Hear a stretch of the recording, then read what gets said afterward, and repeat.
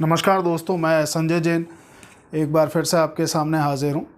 आज हम चर्चा करेंगे लाल किताब के अद्भुत सूत्रों की जो श्रृंखला है, जो मैंने पहले शुरू की थी, उसी श्रृंखला को आगे बढ़ाते हुए ये सूत्र जो हैं इतने अद्भुत सूत्र हैं कि इनके बारे में आपको जानना बेहद ज़रूरी है। जब भी किसी कुंडली की प्रेडिक्शन की जाती है तब ये जो सूत्र हैं ये अहम भूमिका निभाते हैं। तो इन सूत्रों का आगाज़ करते हुए आज कुछ सूत्र फिर मैं आपके समक्ष लेके आया हूँ कि चंद्र 8वें में हो, चंद्र 8वें घर में हो। 8वां घर जो है वो शनि और मंगल का घर है। जब भी चंद्रमा 8th हाउस में बैठेगा तो कुएं को बंद करके, है ना, कोई पुराना कुआं चंद्र 8 के समय में निशानी होगी कि घर के अंदर या फिर घर के बिल्कुल सामने आसपास 200 मीटर के दायरे में कोई ना कोई कुआं या बावड़ी ज़रूर होगी। तो चंद्र 8 वाले का क्या करता है कि वो कुएं को बंद करके उसके ऊपर कंस्ट्रक्शन करवा लेता है।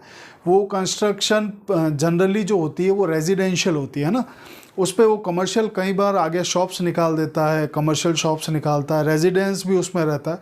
तो ऐसा मकान जो है वो उसको फलीभूत कभी भी नहीं होता है ना। चंद्र 8 में हो तो कुएं को बंद करके कभी कंस्ट्रक्शन नहीं करनी चाहिए और ऐसे मकान में रहना अवॉइड करना चाहिए, नहीं तो चंद्रमा जो है पूर्ण रूप से खराब फल देता है ना। खराब फल देने का कारण है कि जो कुआं हम है ना, उस कुएं को चंद्र के अंदर भी लेते हैं, शनि के अंदर भी लेते हैं और बुध के अंदर भी लेते हैं। तो जब भी ऐसी सिचुएशन बनती है तो चंद्रमा पूर्ण रूप से पीड़ित हो जाता है। और चंद्रमा पीड़ित होने पे फिर उस फैमिली में क्या होता है, चंद्र 8 में लिखा हुआ है कि मिर्गी के दौरे, पागलपन के दौरे, क्योंकि चंद्रमा पूर्ण रूप से पीड़ित है। माता कष्ट, कई बार ऐसा देखने में आता है कि माता जो होगी वो मेंटल डिस्टर्बेंस ज़्यादा होगी, मानसिक रूप से परेशान होगी, कोई ना कोई एबनॉर्मलिटी मिलेगी माता को, या खुद के मस्तिष्क में ऐसी प्रॉब्लम होगी। तो ये चंद्र 8 की निशानी है। इसके अलावा बुध 9 को समझने की कोशिश करें। बुध 9 जो है किस्मत के घर में बैठा हुआ, किस्मत बृहस्पति, बुध बैठा। झगड़ा जो है इस दुनिया में बुध और बृहस्पति का है ना, जो मेजर झगड़ा है ना बुध और बृहस्पति के बीच में। बृहस्पति 2 जहान का मालिक है। बुध ये कहता है बृहस्पति से कि आप 2 जहान पे नहीं रह सकते, किसी एक जहान का जो एरिया है वो मुकम्मल तौर पे आपको मिल सकता है, लेकिन दोनों जहानों का जो अधिकार है वो आपके पास नहीं रह सकता। एक तरफ मेरी मिल्कियत होनी चाहिए। तो इसी बात का झगड़ा है। अकल किस्मत से लड़ती क्यों? अकल जो बोला है वो बुध को बोला है, किस्मत यानी बृहस्पति। अकल बुध से अकल जो है किस्मत से लड़ती क्यों, ये जब आप पढ़ते हैं ना, लाल किताब पढ़ते हैं तो ये चीज़ निकल के आती है। तो यहाँ बुध जो है बृहस्पति के घर में बैठा हुआ, ऋण पितरी तो बना रहा। ऐसे समय में किसी साधु के द्वारा, कोई साधु जो होता है, दरवेश जो होता है ना, उसको केतु में लेते हैं और बृहस्पति में लेते हैं। केतु में भी उसको कंसिडर करते हैं, बृहस्पति में भी करते हैं साधु को। और उनसे लिया हुआ कोई भी तावीज़ हो गया, यंत्र हो गया, भभूत हो गया, ये चीज़ें क्या हैं, बुध को और ख़राब करती, क्योंकि खाना नंबर 9 में ये बृहस्पति की रूट को ख़राब कर रहा, बृहस्पति की जड़ों को ख़राब कर रहा। जब बृहस्पति की जड़ें ख़राब हो गई तो यहाँ पे बुध 9 के समय में एक निशानी मैं आपको और बताऊं कि बुध 9 के समय में घर में या घर का जो सामने वाला पोर्शन है, सामने वाला जो मकान है, या राइट हैंड साइड का एक दो मकान, लेफ्ट हैंड साइड के 1-2 मकान, ऐसे समय में किसी को स्पीच प्रॉब्लम होगी या कोई एबनॉर्मल इंसान आसपास रहता है ना, स्पीच प्रॉब्लम होगी, बोल नहीं सकता हो, किसी वर्ड को बोलने में अटकता हो, या तो फैमिली में ऐसा होगा, कुटुंब में यानी बृहस्पति के घर बैठा कुटुंब में, या फिर आसपास दायरे में 100-200 मीटर के आसपास उसके रेजिडेंस के ऐसा कोई इंसान ज़रूर रहता होगा। बुध मंदे की निशानी है। तो ये सिम्टम है ना, सिम्टम है कि आप इस तरह से देख सकते हैं कि बुध 9 में प्लेस्ड है। घर में गमले होंगे, है ना, घर में गमले होंगे, पेड़ पौधे होंगे, गार्डनिंग का उसको शौक होगा। तो ये क्या, बुध की जब भी तासीर यहाँ बढ़ाई जाती है, इसीलिए बुध की कुछ ऐसी स्पेसिफिक कंडीशंस हैं जहाँ बुध की पावर को बढ़ाने के लिए मना किया जाता है। जैसे बुध 12 में हो गया, 3 में हो गया, 8 में हो गया, 9 में हो गया, 11 में। तो यहाँ बुध की पावर कभी भी इंक्रीज़ नहीं करनी चाहिए, है ना, क्योंकि अमूमन ये यहाँ मंदा असर देता है। तो दूसरा सूत्र बुध का ये था कि बुध जब भी 9 में हो तब किसी प्रकार का तावीज़, यंत्र, भभूत, कौड़ियाँ, शंख, ये चीज़ें अपने पास ना रखें, है ना। इसके अलावा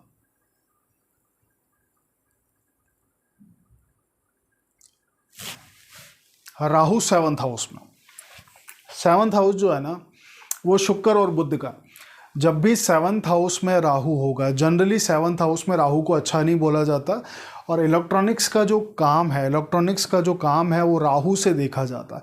7th हाउस में शुक्र बुध का घर, शुक्र का राहु दुश्मन है ना, भले शुक्र के मसनूई में राहु केतु है वो बात अलग है, लेकिन शुक्र का दुश्मन है, बुध का दोस्त है। लेकिन 7th हाउस जो प्लेसमेंट है, क्योंकि राहु जो है ना वो कहीं भी बैठे उस चीज़ से तोड़ता एक बार ज़रूर है, ज़िंदगी से अलगाव ज़रूर पैदा करता है, उस चीज़ से विमुख ज़रूर करता है। तो 7th हाउस में बैठा या मंदा बोला गया क्योंकि शुक्र को पीड़ित करता है। तो यहाँ राहु शुक्र, इस युति को राहु शुक्र युति की तरह आप कंसीडर कर सकते हैं कि शुक्र बिल्कुल डिस्टर्ब हो जाता, मैरिड लाइफ में डिस्टर्बेंस क्रिएट हो जाती, चाहे वो एक्स्ट्रा अफेयर्स की वजह से हो या फिर शुक्र यानी गृहस्थी पे वो आफत आने लगती है, कारण जो चाहे रहें, लेकिन यहाँ गृहस्थी में डेली इनकम ऑफ सोर्स में राहु यहाँ अगर मेलेफिक हो जाए, जनरली मेलेफिक होता है, लेकिन अगर पूर्णतया मेलेफिक हो जाए तो मैरिड लाइफ में डिस्टर्बेंस और डेली इनकम ऑफ सोर्स में डिस्टर्बेंस क्रिएट कर देता, व्यापार में लॉस कर देता। व्यापार जो देखते हैं ना वो 10th हाउस से भी देखते हैं, 7 से भी देखते हैं, पार्टनरशिप जो देखते हैं वो 7 से देखते हैं। तो उन जगहों पे इसीलिए इलेक्ट्रॉनिक्स का व्यापार करने के लिए क्यों मना किया कि राहु की एनर्जी को ज़्यादा इंक्रीज नहीं करना, ये साफ तौर में राहु 7 में लिखा गया। राहु अष्टम में तो पुलिस व बिजली विभाग में कार्य नहीं करना चाहिए। राहु 8th हाउस में, 8th हाउस किसका, शनि का, शनि मित्र है, शनि का हेड क्वार्टर 8th हाउस मंगल से भी लेते हैं ना, राहु मंगल दुश्मन, राहु 8 में बैठ के मंगलबद्ध बना देता है। तो यहाँ पे पुलिस के काम यानी मंगल के काम और राहु के खुद के काम है ना, जब मंगलबद्ध बना रहा है तो खुद के काम से, मंगल के कामों से और खुद के कामों से इंसान को परहेज करना चाहिए।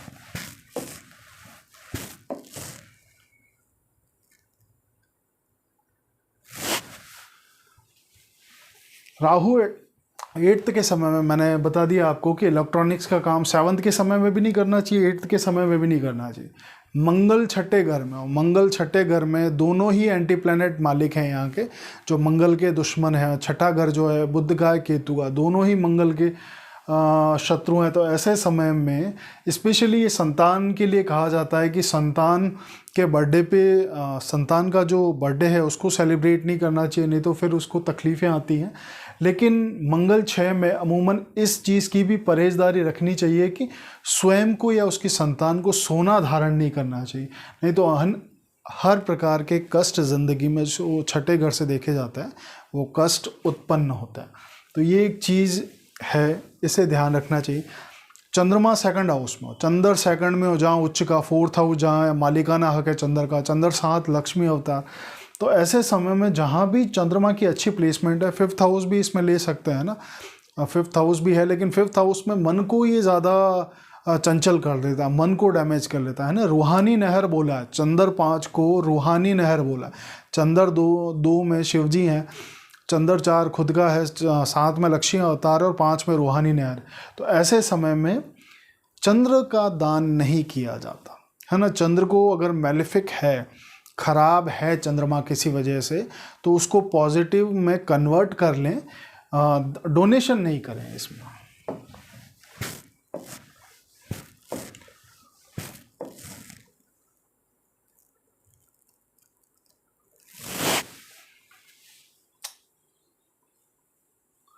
मंगल 6 में हो, है ना, और मंगल 6 के समय में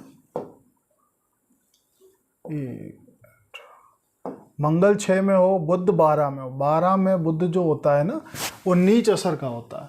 तो ऐसे समय में मंगल 6 में बुध 12 में हो तो सिर से संबंधित प्रॉब्लम दे सकता है ना। सिर से संबंधित प्रॉब्लम, मंगल बुध का कंजक्शन हो रहा, तो बुध जो है ना, बुध जो है खोपड़ी का ढांचा, जो हमारा सिर है ना वो बुध के दायरे में आता है ना, उसी से हमारा पूरा सिस्टम चलता है। नर्वस सिस्टम जो है ना वो बुध के दायरे में। तो जब भी मंगल 6 में होगा, क्योंकि खाना नंबर 6 से खाना नंबर 12 में दृष्टि जाती है, तो ऐसे समय में बुध को पीड़ित करके रख देता। मंगल बुध का कंजक्शन भी हो गया, मंगल बुध भी बन गया, तो ऐसे समय में सिर से संबंधित होने, नर्वस सिस्टम से रिगार्डिंग प्रॉब्लम्स हो सकती है, सिर से रिगार्डिंग प्रॉब्लम हो सकती है, सिर दर्द हो सकता है या माइग्रेन की समस्या हो सकती है। जब शुक्र 9th हाउस में हो, शुक्र 9 में हो, जनरली कहते हैं कि शुक्र 9 किस्मत के यहाँ बैठा, बृहस्पति के घर में जब भी बैठेगा, बुध बैठेगा, शुक्र बैठेगा, राहु बैठेगा, ऋण पितरी बनाती हैं। शुक्र 9 में मंगल को बद्ध कर देता, शुक्र 9 में बैठ के मंगल को बद्ध कर दिया करता है। और मंगल बद्ध पूर्ण रूप से किसी भी तरह के ब्लड के जो विकार हैं, रक्त से संबंधित विकार हैं, या मंगल से रिलेटेड जो आशयाएं, यानी भाइयों से जो रिश्ता है, कुटुंब भी ले सकते हैं इसको, क्योंकि कुटुंब बृहस्पति है तो मंगल से भी देखा जाता है, तो कुटुंब ले सकते हैं। तो मंगल बद्ध का, वैसे तो मंगल बद्ध खुद स्वयं में ब्लड के रिगार्डिंग इश्यूज क्रिएट कर देता है और गुस्सेल बहुत बनाता है। मंगल बद्ध जो है ऐसी जिद है जो सोच के उत्पन्न नहीं हो, ऐसी जिद मंगल बद्ध वाला कभी भी किसी का अहित करेगा ना, सोच के नहीं करता, वो इंस्टेंट रिएक्ट कर लेता, बहुत जल्दी रिएक्ट करता। अगर उसको गुस्सा आए तो किसी के साथ हाथापाई करना, झगड़े करना उसके लिए बहुत आम बात है मंगल बद्ध में। शुक्र 9 में, शुक्र 9 के समय में का एक परहेजदारी के बारे में है, उसका परहेजदारी का जब वीडियो बनाएंगे तब जिक्र करेंगे।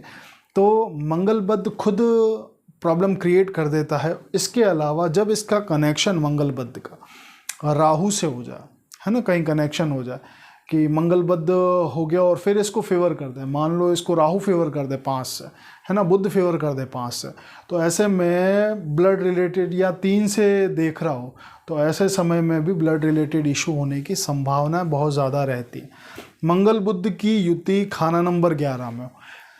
अब मंगल बुध जो बनाते हैं, शनि नीच बनाते हैं। मंगल बुध जो हो गया, मंगल बुध हो गया, शनि नीच हो गया, शनि का मंदा असर हो गया, तो ऐसे इंसान को शराब नहीं पीनी चाहिए, है ना।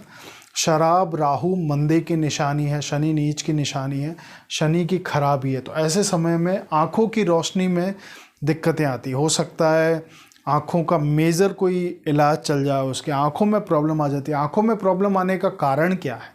क्योंकि मंगल बुध 11th हाउस में बैठा है, 11th बृहस्पति का है, शनि का भी है, और बिनाई का जो मालिक, बिनाई बोलते हैं रोशनी को, बिनाई का जो मालिक है वो शनि है। तो ऐसे समय में आँखों की रोशनी में कमी आएगी, मेजर हादसा हो सकता है आँखों के रिगार्डिंग अगर वो शराब पीना शुरू कर दे तो इस चीज़ की हमेशा परहेजदारी इंसान को रखनी चाहिए।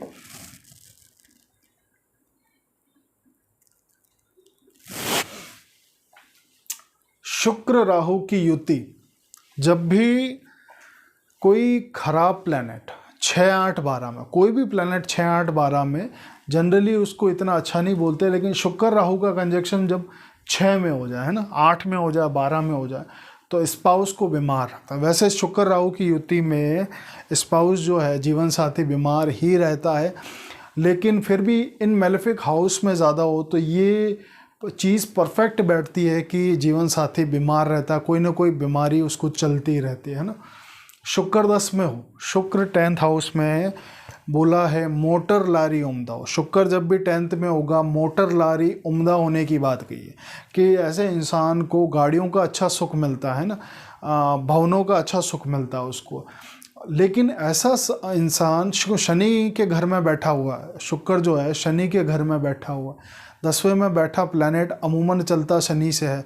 शुक्र या शनि के घर में, शनि जो हैं वो सात, मतलब जो देवता हैं वो इन चीज़ों को कभी भी प्रेरित नहीं करते। लेकिन अगर शुक्र 10 में बैठा और ऐसा इंसान अपना कैरेक्टर ख़राब कर ले, है ना, यानी शुक्र को बिगाड़ ले, वो शुक्र को ख़राब कर ले, तो उसका जीवन साथी हमेशा बीमार रहता है, यानी जो आफत आती है वो भी शुक्र पे आती है। राहु 11th हाउस में हो, राहु 11th हाउस में हो तो सफाई कर्मचारी, यानी सफाई कर्मचारी जो देखते हैं वो राहु से देखते हैं, तो उसको सिक्का देना, है ना, उसको रुपये पैसे देते रहना, स्पेशली शनिवार के दिन या बुधवार दे सकते हैं, सूर्योदय के 1 घंटे के अंदर अंदर, है ना।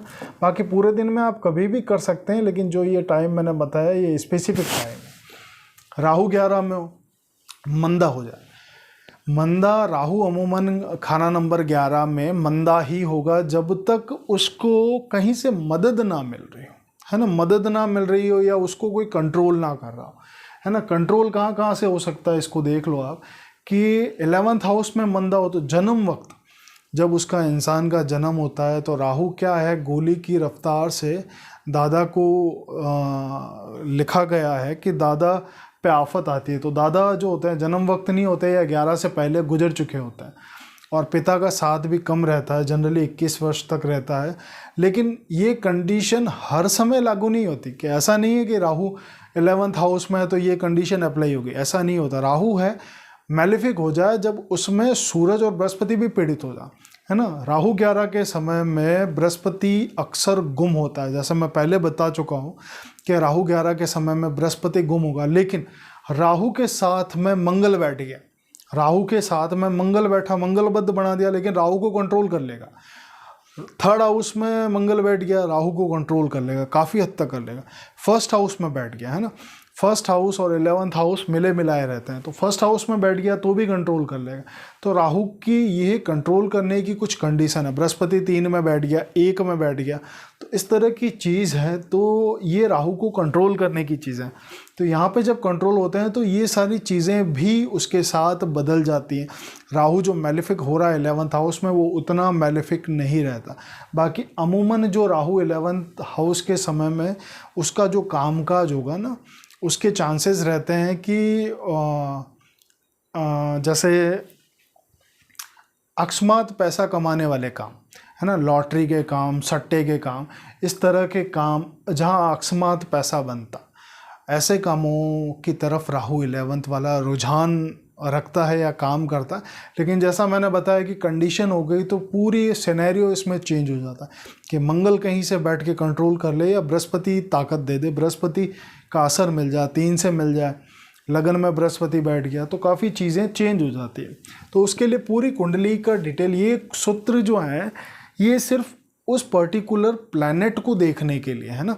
हमेशा ये चीज़ें साबित हो जाएं ज़रूरी नहीं, 70 to 80% ये मैच करेंगे, है ना। लेकिन फिर भी पूरी तसल्ली के लिए पूरी कुंडली का निचोड़ देखना ज़रूरी है।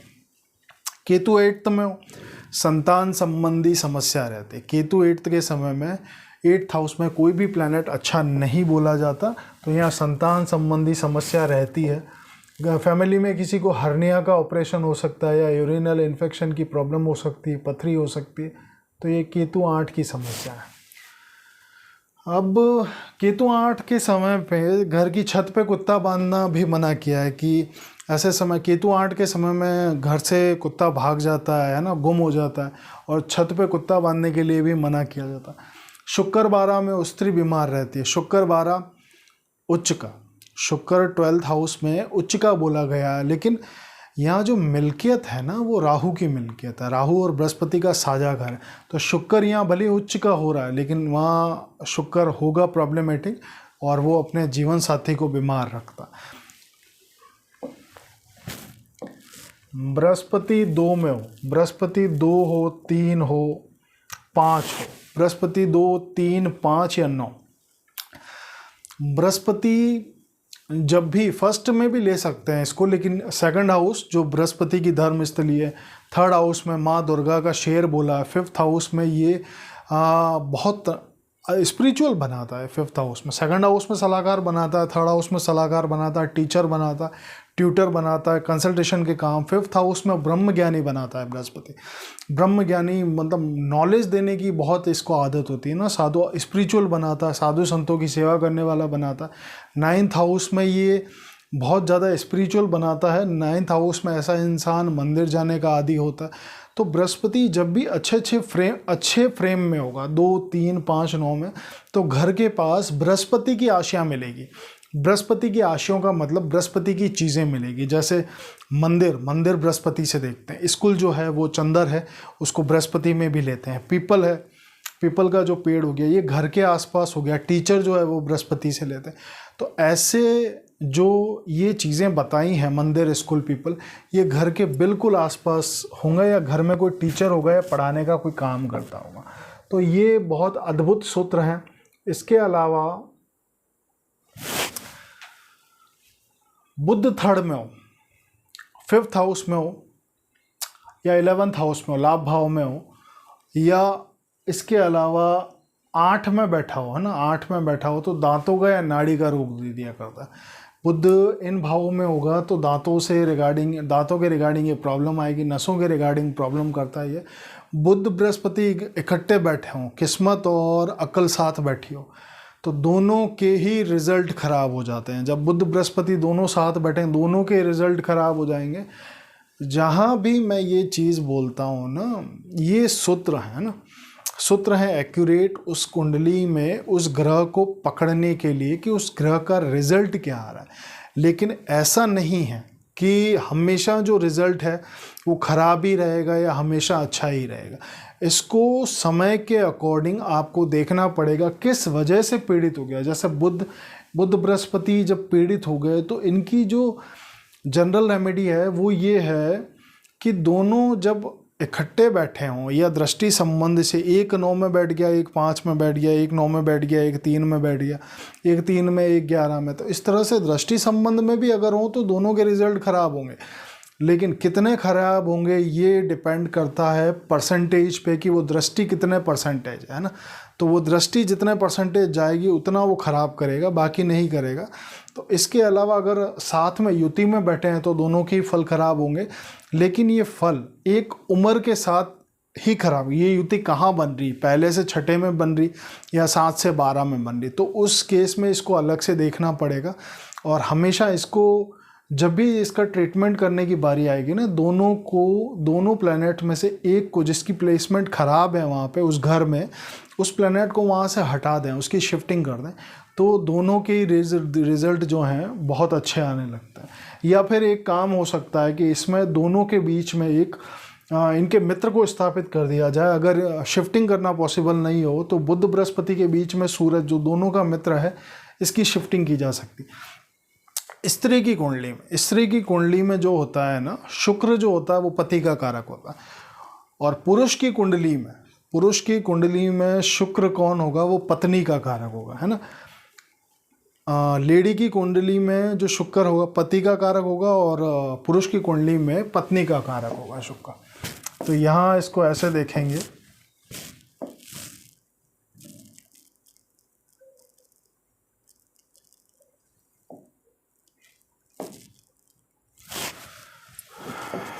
अब इसको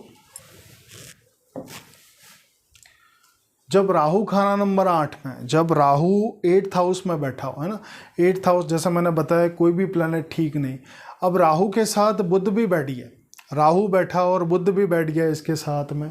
या फिर राहु 8th के समय बुध 12 में बैठ गया, राहु 8 में बैठा, बुध 12 में बैठा, 8, 9, 10, 11, 12 यानी 5वीं से मदद करता है। राहु बुध का इसको कंजक्शन लेंगे। बुध 8th में बैठा हो, राहु 12 में बैठ जाए, 12 में राहु बुध दोनों बैठ जाए, तो ऐसे समय में कहा जाता है जेल खाना, दवा खाना, पागल खाना, वीराना। तो ये कुछ सिचुएशन है यहाँ इंसान में, इनमें से हो सकता है ज़िंदगी में एक जगह बार बार जाने की उसको नौबत आए, या एक से अधिक जगह उसको ज़िंदगी में बार बार जाने की नौबत आए। ये जब युति होगी या दृष्टि संबंध में भी ये कॉम्बिनेशन होगा ना, तो ऐसे समय में इंसान को बीमार बहुत रखता है।